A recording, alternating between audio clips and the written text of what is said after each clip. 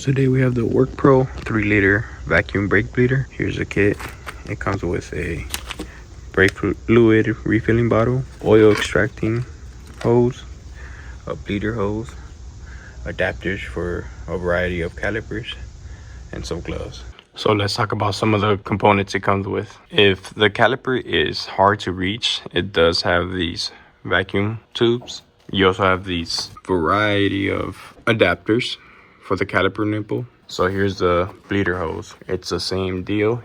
You just install it into the bleeder and this into the caliper and the nipple, loosen it, hook it up to your air compression, and it begins to bleed your brake system for you. Instead of having somebody step on the brake pedal and bleed it out like that, this removes that extra pressure and allows you to do it on your own. This is the extraction hose. It's long enough to reach the bottom of your reservoir, your brake fluid reservoir. Same deal, you hook it up to your bleeder and it begins to suck it out. And then once you're done, you bleed the brake system. This refilling bottle, which pretty neat, has a shut-off valve. That way you won't make a mess. You can hook this up onto components nearby so it could stay in place and have it falling over.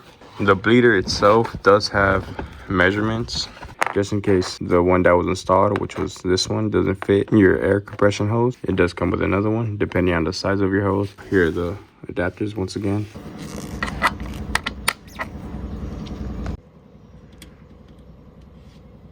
So here it is all connected.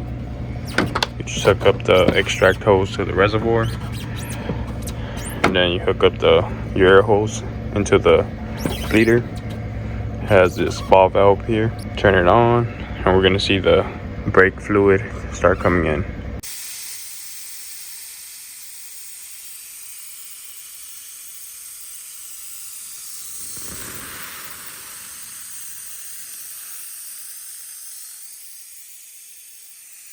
So here's the old brake fluid. Here's a refill bottle. All you have to do is turn the ball valve and it'll begin to go into the reservoir. See? There it is. That's the flow. Not sure you guys can see it.